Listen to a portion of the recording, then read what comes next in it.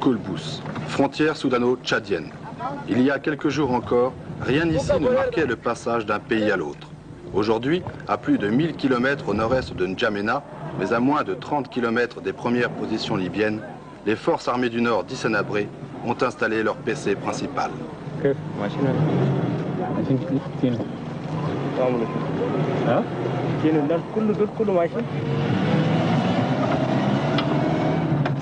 C'est à la fin du mois de janvier que les troupes fidèles à Hissène-Habré ont abouti ici, à Koulbous, à 400 mètres de la frontière soudanaise. Chassés de N'Djamena par l'arrivée des Libyens et de leur équipement militaire écrasant, il n'y avait pour eux à l'époque d'autre choix que celui de la retraite. Et celle-ci, après une longue marche, les a amenés sur la frontière, aux limites du désert, dans leur ancien sanctuaire du Nord-Est, toujours intact.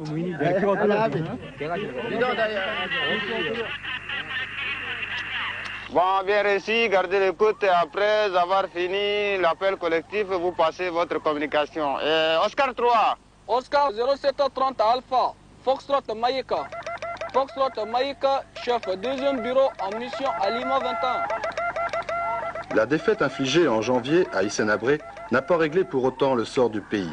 Après leur retrait de N'Djamena, les fans ont réussi à préserver l'essentiel de leurs forces en hommes, si ce n'est en matériel. Aussi, depuis leur repli dans le nord-est, les fans ont-ils pu se réorganiser et renforcer leurs principaux PC, reliés entre eux par radio. Annoncez le trafic. Oui, également, abaisser à vous. Oscar Tango Echo, Loto comme Lima, Oscar Tango Oscar. Lima Oscar Tango Oscar, la vie comme Lima Alpha Victor India Sierra.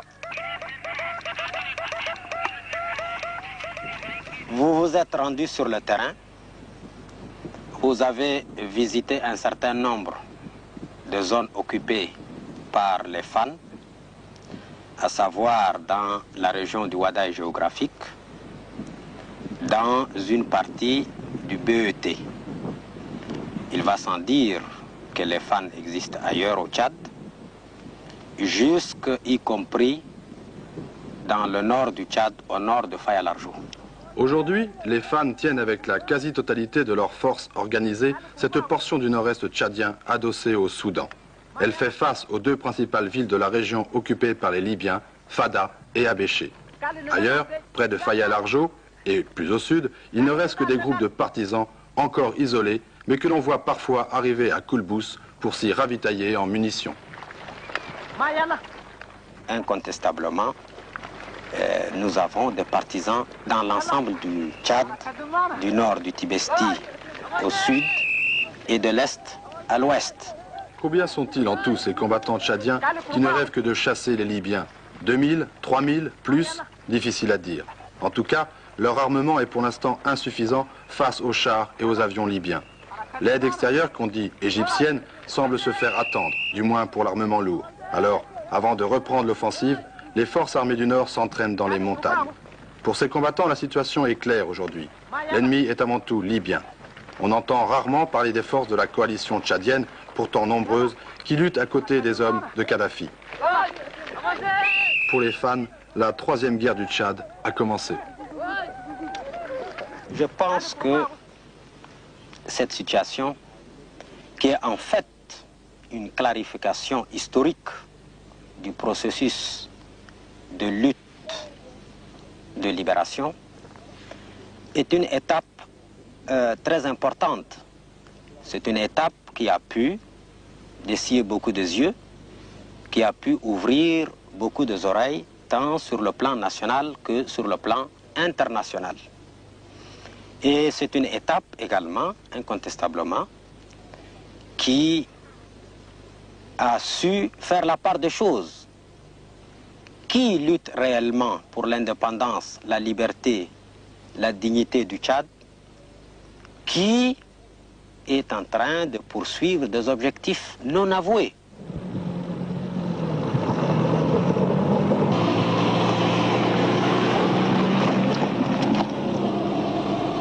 En quittant les abords de la frontière tchadienne, on s'enfonce vers l'ouest dans la zone Fan, jusqu'aux avant-postes qui font face à la ville de Guéreda, occupée par les Libyens.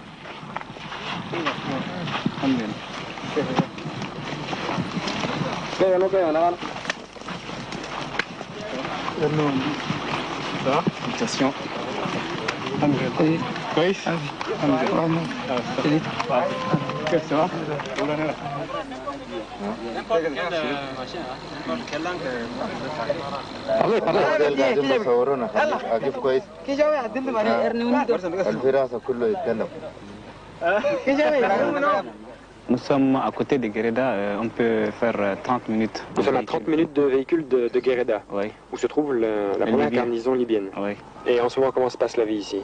Ici, ce sont des combattants et on n'a pas assez de moyens et ils vivent grâce au concours de la population. Et les armes différentes que vous les voyez devant vous sont été récupérées sur l'ennemi et c'est pourquoi il y a différentes sortes d'armes.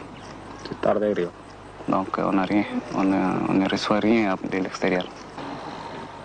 Et ils sortent un petit peu de temps en temps d'ici, ils font des patrouilles. Il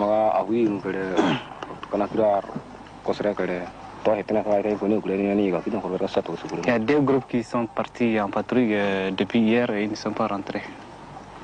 Et toujours en direction de l'ennemi, bien sûr.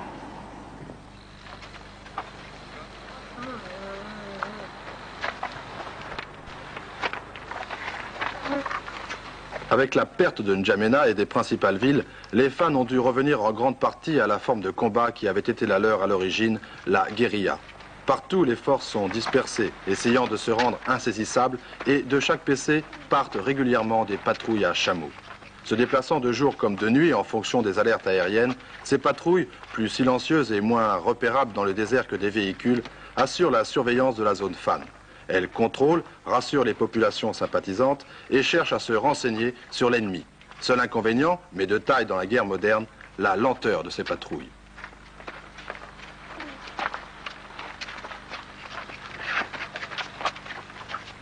D'après vous, Hissène Habré, que veut la Libye? La Libye veut beaucoup de choses au Tchad. D'abord, demandons-nous qu'est-ce qui pousse la Libye à vouloir absolument manger le Tchad. D'abord des raisons philosophiques.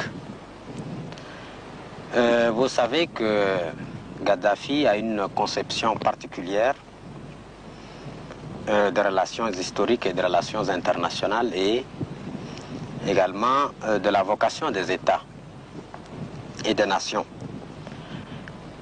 Il se considère qu'il est le successeur lointain des grands chevaliers du Moyen-Âge. Il se considère le successeur du prophète Mohammed, dont il est d'ailleurs en train de réviser certains des hadiths. Et il estime qu'il a une vocation historique qui consisterait à régénérer le monde arabe, faire de ce monde une puissance, une grande puissance, à l'image des États-Unis, de l'Union soviétique et demain à l'image de la Chine. Donc il y a là des raisons profondes, philosophiques, qui poussent Kadhafi à adopter une certaine attitude, une certaine politique dans le contexte international actuel. Il y a aussi des raisons plus pratiques, des raisons plus terre-à-terre, à savoir que ces régions sont riches Et je prends le cas du Tchad. Effectivement, c'est une région bien sûr encore inexploitée, mais incontestablement, de l'avis de tous les experts, c'est une région qui recèle d'immenses ressources. Et en particulier le pétrole, l'uranium et d'autres minerais très rares. Et Kadhafi, qui aspire à faire de la Libye une grande puissance, doté de l'arme nucléaire, un politicien bien plus averti qu'on le croit, jette toute sa puissance actuelle, ce pétrodollar, et dans cette perspective, il considère le Tchad et un certain nombre d'États sahéliens comme faisant partie du monde arabe. De constater que la population a clôturé avant de nous informer, et juste pour éviter les dégâts matériels. Et qu'est-ce que vous avez fait des mines à ce moment-là? Nous avons déminé une station, Oui. mais il reste quelques mines antipersonnelles qu'on n'a pas pu faire sortir. C'est pourquoi il est bon de laisser clôturer. Et ces mines, vous les avez toutes récupérées? Oui, on a récupéré 23 mines anti-véhicules et 48 antipersonnels. La frontière vit pourtant à l'heure de cette guerre. Elle attend et se prépare sans trop se tourmenter pour l'avenir. Peut-être avec... Véhicules. D'accord. Et cette petite chose-là?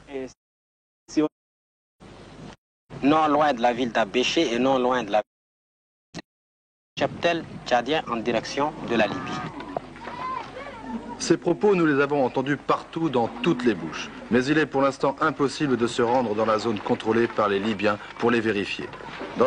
Contre la sécheresse, à ma connaissance et à la connaissance de tout Tchadien consciencieux, la Libye n'a pas donné un bol de riz.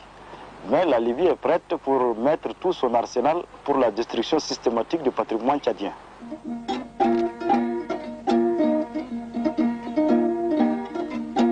Capitale pour les fans, les responsables savent pouvoir...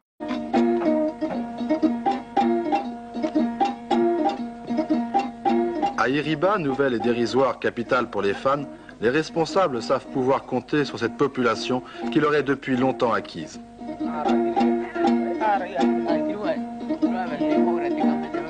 Évaluée dans la région nord-est à 100 ou 150 000 personnes, cette population représente un réservoir potentiel important pour les fans. Seules les armes manquent aujourd'hui pour étoffer les forces combattantes. Sans cette population, et malgré le soutien tacite du Soudan qui craint les visées de Kadhafi, les fans auraient du mal à survivre.